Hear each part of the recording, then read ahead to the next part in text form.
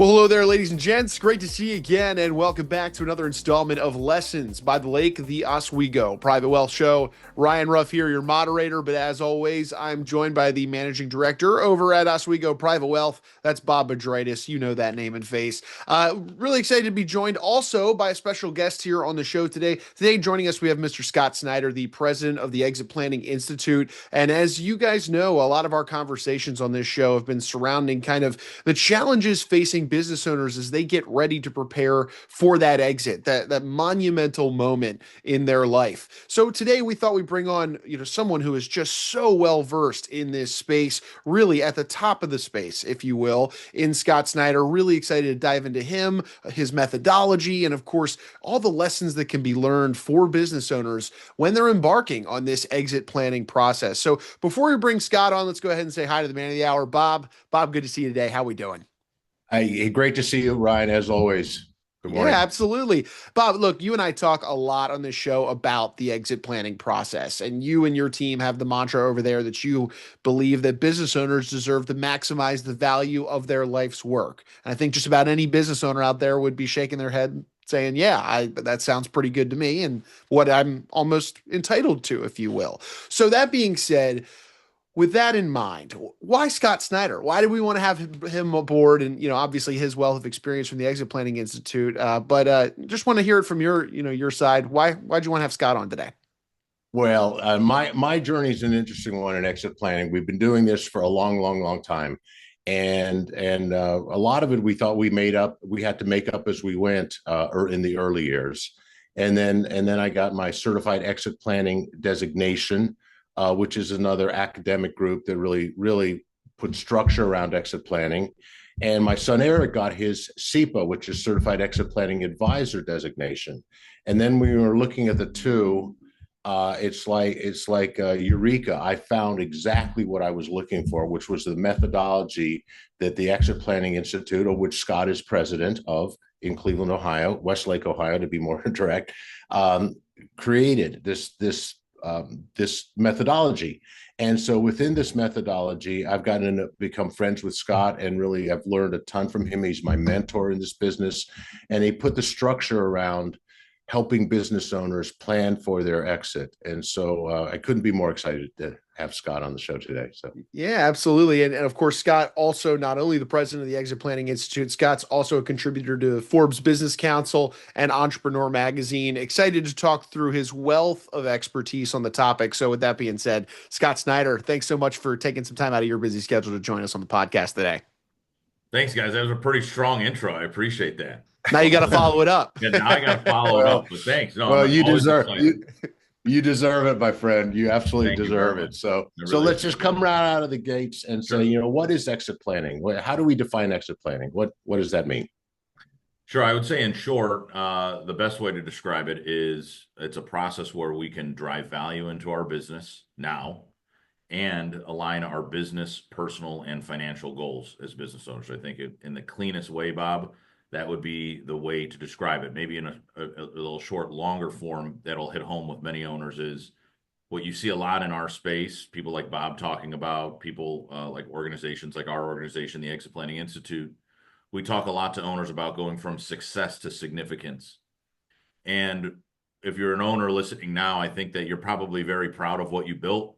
You have a great and meaningful product and service, great people, great customers that probably have a lot of great relationships with, and you probably earn a nice living year over year over year. You would say you're very successful and proud.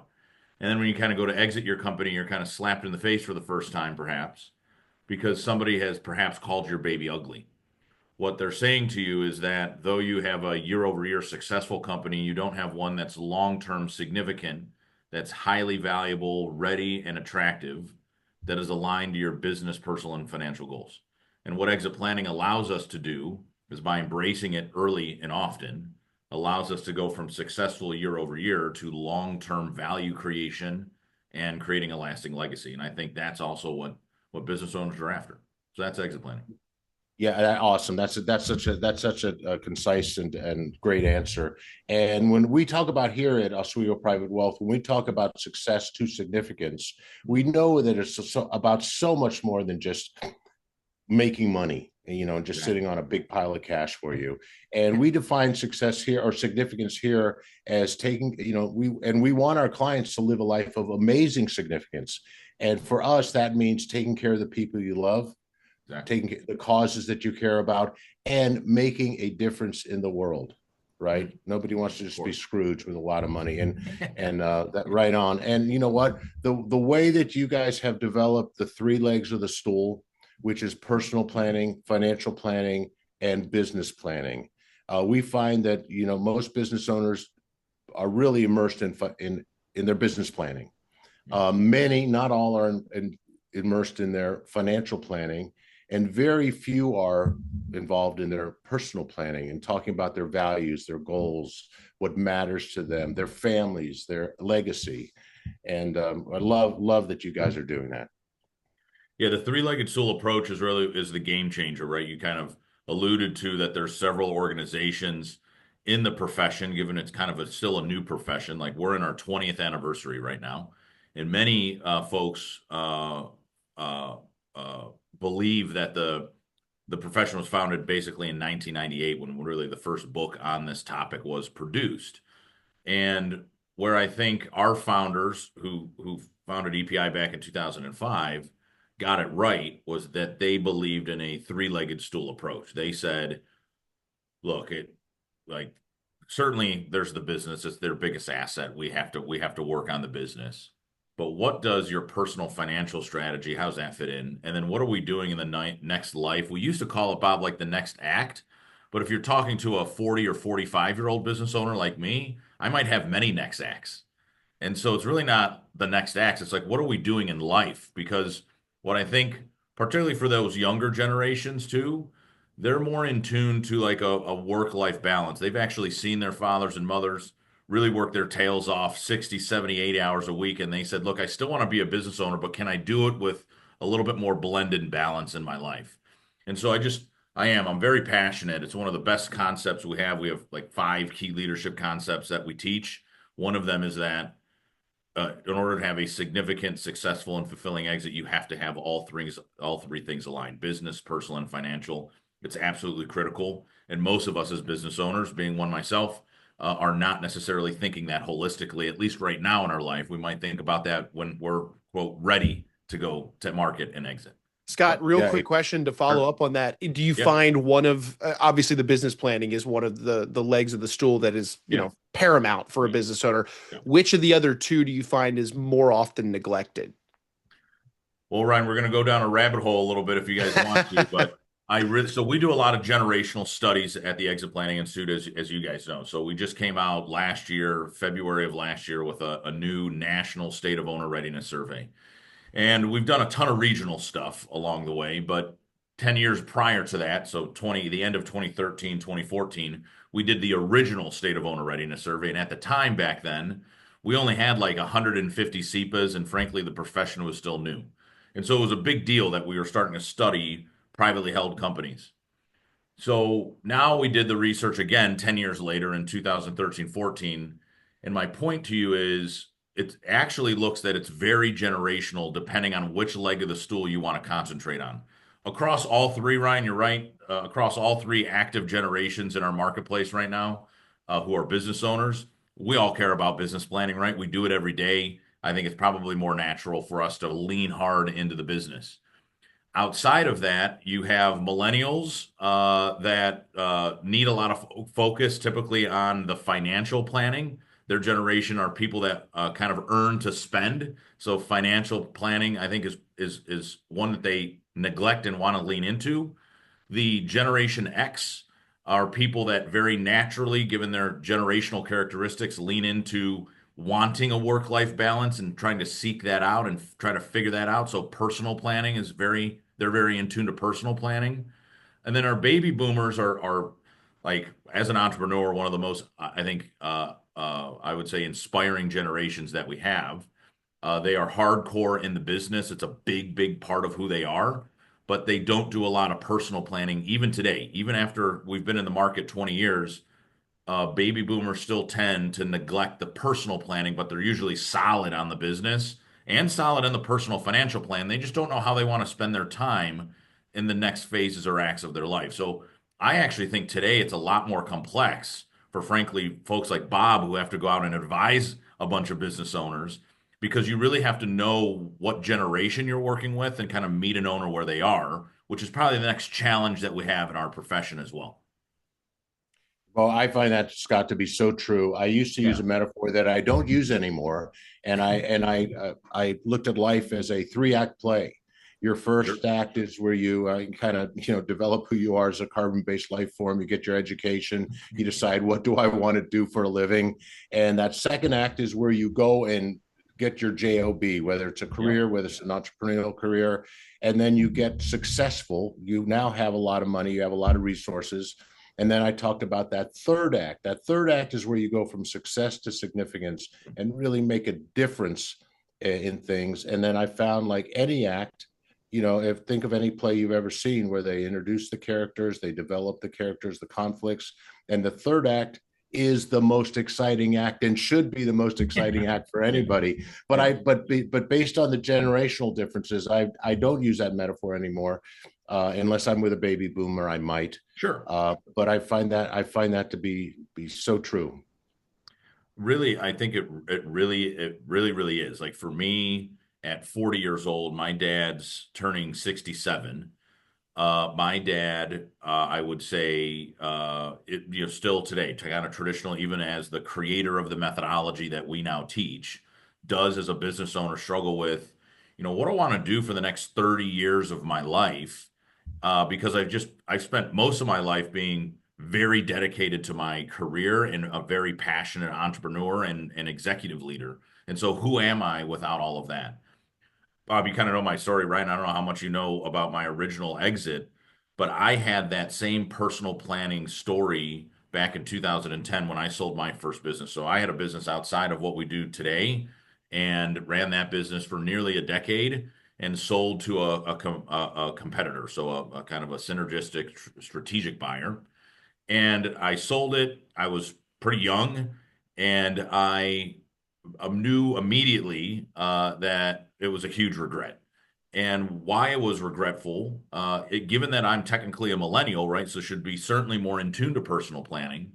But at the time, I realized my first exit planning lesson, it was that I let my business define who I was. Is that without the big landscaping trucks, the snow plows, the big client list, my phone stopped ringing. I didn't have to go on a sales call. I had no people to work with. I was kind of just sitting around, thought I would, like, young, had a good chunk of cash. Let's figure out what's next.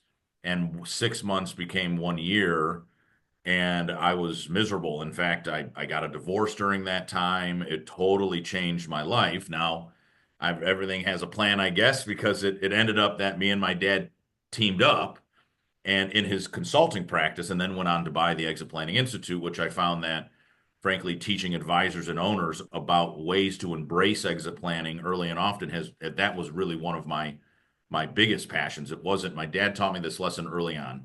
He said, Scott, don't fall in love with that business, fall in love with business.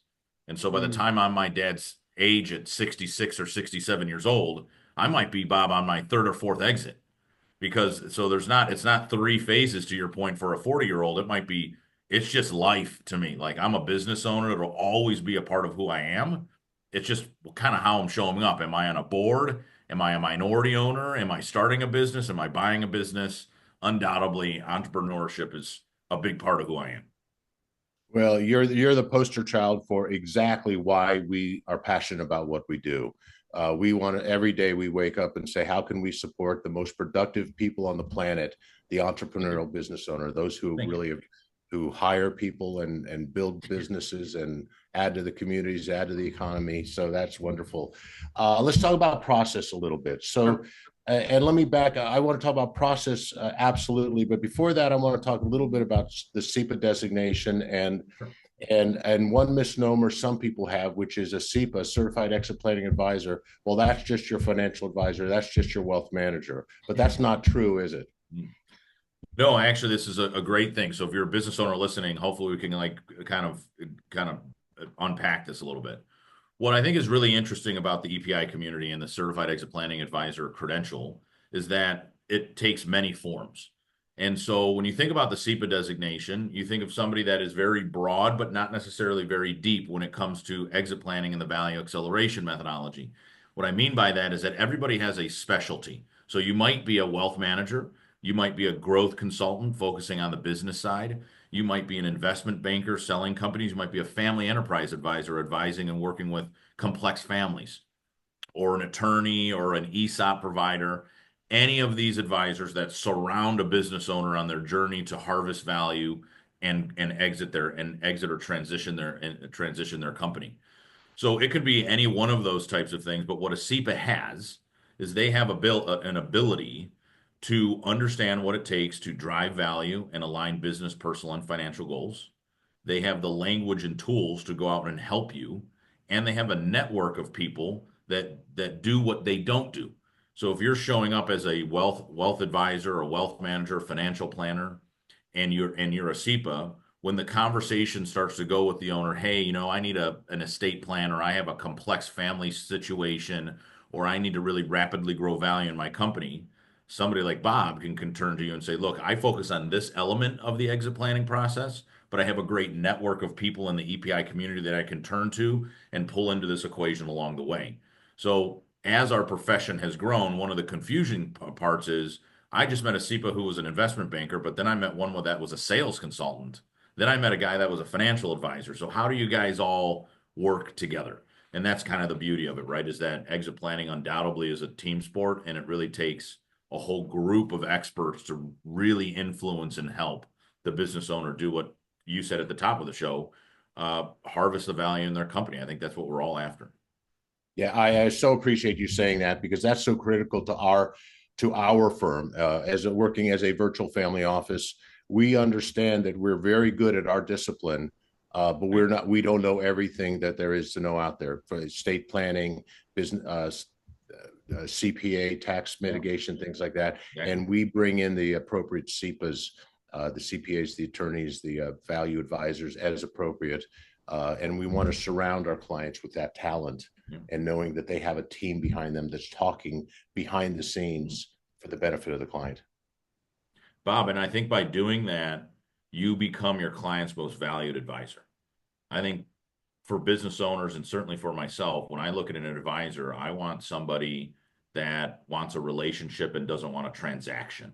I think this is one of the reasons our accounting world right now is struggling, right? Is that they're very transactional by nature. And I also think that I want somebody that knows like who I am.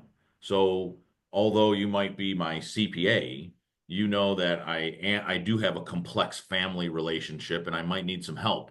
So when you were playing golf the other day, you met a family enterprise advisor and you said, you know what? My client, Scott Snider, came to mind. He's in business with his dad and maybe they can use some support.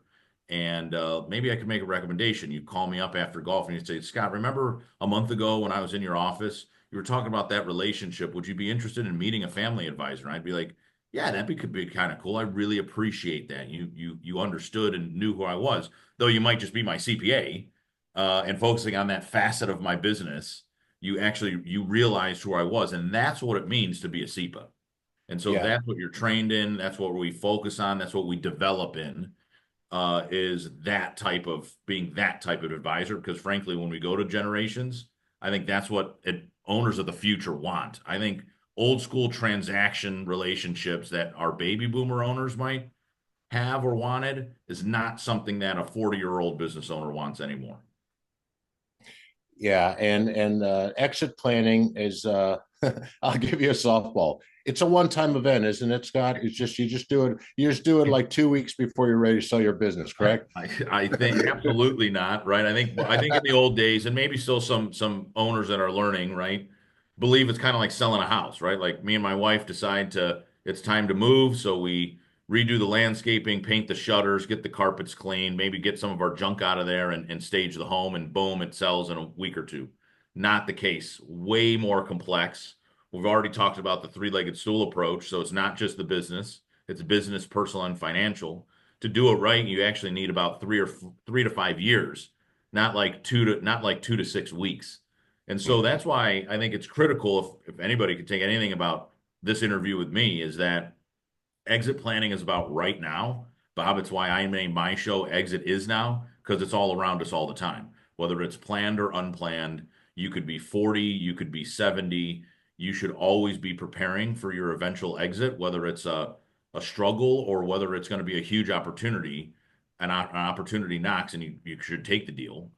Uh, Not only beyond that, it literally has impacts on your business every single day because we as owners are quite literally doing stuff in our business every day that eventually affect our exit. I will be more profitable today. I will be able to retain more customers today, retain more employees today if I focus on exit strategy, believe it or not. Yeah, Scott, I for do any, believe that. That's what we see. Yeah. Yep. yeah, and as a follow-up to that, Scott, I'm sure there's some business owners that might be listening to this episode, whether it's immediately upon release or even years after the fact, that realize themselves, this is one of those things I've been putting off, and I really should start that process, but it feels so gosh darn daunting. There's so much Yep. to do. Big There's a lift. lot of conversations to be had. Am I even ready to start talking about this? What would be a few little nuggets of wisdom to maybe just get Sure. somebody started? Because it does feel daunting in these times. I would say there's three things, and not to showcase the book, but to showcase the book. If you're watching, you have the Walking to Destiny book, and the section that I wrote in the back of my dad's book is the actions that business owners should take. And so I think it starts with simply getting yourself educated, just like anything else, right? You just put your little toe in the water and start to learn. So whether it's picking up a Walking to Destiny book or listening to a podcast like this, or today you can just Google exit planning or exit strategy, you read a Forbes article, just start learning about what it takes. I think once you learn about what it is and what it does, you start to feel more comfortable. Then you can start to take the next step, and then the next step. And I think eventually you should call a certified exit planning advisor. Somebody like Bob is trained to sit with you and educate you on what it takes. And so not only are they a great advisor, a technical advisor, but what you'll find inside of the SEPA community is that you also become a great collaborator and connector of people, and you become a great educator as well. So I think you just kind of break down the barriers of, man, this seems like a lot. So I thought it was business. Now I've learned from listening to this show, it's business, personal, and financial. That's like my whole life. And so yeah, I totally, Ron. You're like, even me, man, even me who's been living it since my dad created it, right? I even struggle to pick up some. I'm really, to be totally honest with you guys, I'm good at business. I'm good at personal. I'm horrible at personal financial, horrible. And I always put it off and put it off and put it off. And so, because it's just like there's so much going on that, like I'm 40, I'm probably not going to die. I'll just push that down the line. And then, heaven forbid, something does happen, or at 40 years old, I get an unsolicited offer from a private equity group, and I'm not personally financially prepared to take that because I don't know how much money I need. I don't really know how to fund this next life I want. I don't even know if the deal that they have is good because although it looks good, it might not relate to my wealth gap. So, yeah, I would say simply start, just Google and start reading and educating yourself. It makes you more comfortable if you know more. And once you feel comfortable enough, you go to somebody like Bob that can kind of empower you to take that next step. Yeah, and those concepts, things like the value gap, things like the wealth gap. How much money do I really need? Do I Yeah. know? Do I know how much money I need to retire? I could sell my business for X. Well, fine, I'm going to be retired for the next 30, 40 years if I choose not to go into start another business. Exactly. Is that enough? How do I know that? And those are the things which leads me to want to talk about the value acceleration methodology. Sure. So as you've trained me in it, and as we operate here at Oswego Private Wealth, we really take people through the three gates, right? The discover gate, the prepare gate, and then ultimately the decide gate. And in that discover gate, that's the starting point, right? That's the conversation. I like to quarterback these conversations. Yep. That's the initial conversation where we're going to do a business value, a business assessment. We're going to do a personal financial planning assessment, and we're going to do a personal life assessment. And we're going to create reports from that. And then from there, we're going to create a prioritized action plan. And that takes several months to do. And that's not too daunting because we make it very, very easy for me to Sherpa or lead somebody through that process. Then at that point, we're making decisions ultimately, and then every 90 days or so, we're deciding, do I keep the business? Do I sell the business? Anyway, can you talk more about the Sure. value acceleration methodology and how you see it? You know it well, my friend. You know it well. And so, yeah, I think what you said at first, again, for particularly even the business owners that might be listening, that's actually the discover gate. The first gate is the fun part because we get to learn about ourselves and our business. And this is where exit planning becomes very real and present tense. Because when we go through that, Bob, you're going to tell me all the gaps in my company. You're going to show me places where I could do better, more profitable revenue, better people, things that I actually, frankly, probably want and need, and maybe even are pain points to me right now. Those will be identified so I can go fix those right now. Then we're going to relate all those things to long-term value creation. And so as we walk through that process, you're absolutely right. You're going to get an assessment of your personal stuff. So all of the stuff for me personally, where I want to go, my personal purpose, vision, plans. You're going to get a personal financial kind of assessment and a personal business assessment as well, where it's going to tell us how attractive and ready the company is for the eventual sale of the business. So honestly, I think it's fun and insightful. I actually don't think it's daunting or boring or anything like that. So that's the exciting part. But then we got to get to work. So we're going to take all this stuff and you're going to prioritize it in two groups. You're going to take a business path and you're going to take a personal financial path. So the three legs of the stool are broken down into two current paths. And I think this is a really critical point for people to understand. For business owners, many of us have heard from our advisor, likely countless times, Scott, you got to stop working in the business and work on the business, right? They're talking about being more strategic, more visionary, and preparing that business overall, more value creator mindset. That's kind of natural for us, but that's one path that we're walking down. In the prepare gate, we also run on a second path called the business and called the personal financial path, a path that we don't hear a lot, maybe because it sounds corny when I say it, but I'm going to say it anyways. That we got to stop just living in our life and we got to work on our life as well. And so the beauty of the methodology then, once you're thrust into the prepare gate after that assessment is done, is that we can start incorporating this on 90-day sprints, taking 5 business and 5 personal objectives and continuously working on them and frankly making them a part of our daily jive. And then every 90 days, as Bob mentioned, we're going to pause point and say, look, is it time to exit or is it time to continue to grow and work? And that could go on quite literally for 3 to 5 years. For us at EPI in my business, Dad and I bought this business in 2012. That cycle has been going on since 2012. Eventually, the answer isn't going to be continue to grow. The answer is going to be, yeah, I think it's time to sell. And so if it's time to sell, we're going to move into the decide gate and we're going to execute one of our exit options along the way. And I would say you might execute multiple. So you actually might get thrust back into the bear gate because at 40 and 66, I might buy out my dad or I might bring in a private equity partner to help buy out my dad. And so that's one bite of the apple. And then 3 to 5 years after that, I might take myself all the way out of the equation, have a second bite of the apple. But we would then prepare, but continuous cycle of learning, growing, evolving, and driving value without doubt. Yeah, I love when you said we're not don't just live your life, work on your life. It reminded me of I believe it's attributed Socrates who said the unexamined life is not worth living. Exactly right. Exactly Yeah, right. But most yeah. people don't think about that. Can you believe 72% of Americans walk through their entire life not having any sense of meaning or purpose? So can you imagine, right? This is why business owners aren't working on personal planning because it really starts with having a sense of who we want to be and where we want to go and what drives us. But maybe a podcast for another time. Well, you know what, Scott? You know that also reminds me of one other thing. Your latest